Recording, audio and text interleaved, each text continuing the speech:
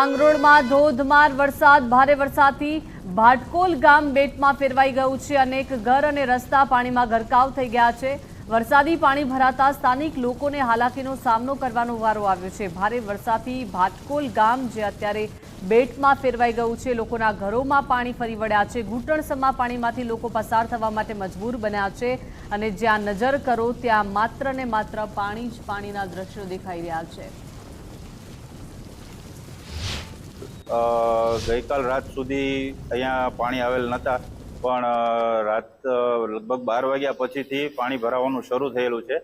કીમ નદી જ્યારે ઓવરફ્લો થઈ છે તેના પાણી અહીંયા આવેલા છે। વરસાદ અત્યારે હાલ તો છે નહીં, પણ કાલના વરસાદ અને ઉપરવાસના વરસાદના લીધે પાણી ભરાઈ ગયેલા। ઉપરવાસ તેમજ સુરત જિલ્લામાં વરસેલા ભારે વરસાદને કારણે નદીઓમાં ઘોડાપૂર આવ્યો છે। ખાસ કરીને કીમ નદીમાં ઘોડાપૂર આવતા અનેક ગામોમાં વરસાદી પાણી છે ઘૂસ્યા છે। દ્રશ્ય આપ જોઈ શકો છો, માંગરોળનું ભાટકોલ ગામ છે, ભાટકોલથી કોઠવા ગામને જોડતા મુખ્ય માર્ગ છે।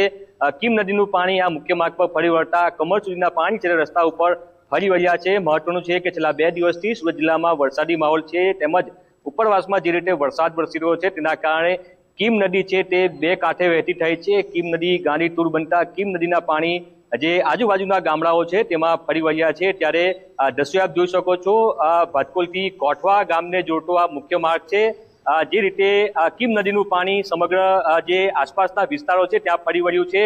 લગભગ 100 થી પણ વધુ ઘરોમાં વરસાદી પાણી છે ફરી વળ્યા છે, જેના કારણે રેસ્ક્યુ કરવાની કામગીરી છે પણ તે પણ કરવામાં આવી રહી છે। મહત્વનું છે કે લોકોને સાવચેત રહેવા માટે પણ તંત્ર દ્વારા અપીલ કરવામાં આવી છે। જે રીતે વરસાદ વરસી રહ્યો છે તેના કારણે સતત કીમ નદીના જે જળ સ્તર છે તેમાં વધારો થઈ રહ્યો છે, તેને જ કારણે લોકોના ચિંતામાં પણ વધારો થઈ રહ્યો છે। હાલ પણ વરસાદ વરસી રહ્યો છે અને હજુ પણ વરસાદની આગાહી કરવામાં આવી છે। ત્યારે જે રીતે કીમ નદીના જળ સ્તરમાં સતત વધારો થઈ રહ્યો છે તેના કારણે લોકો ચિંતિત છે। ખાસ કરીને જે રીતે કીમ નદી ગાંડીતુર બની છે તેના કારણે લોકોને સાવચેત રહેવા માટે તંત્ર દ્વારા અપીલ કરવામાં આવી છે। હાલ તો અહીં પોલીસનો બંદોબસ્ત કરી દેવામાં આવ્યો છે અને વાહન વ્યવહાર જે છે તે બંધ કરી દેવામાં આવ્યો છે। ઉદય જાદવ, ગુજરાત ફર્સ્ટ, સુરત।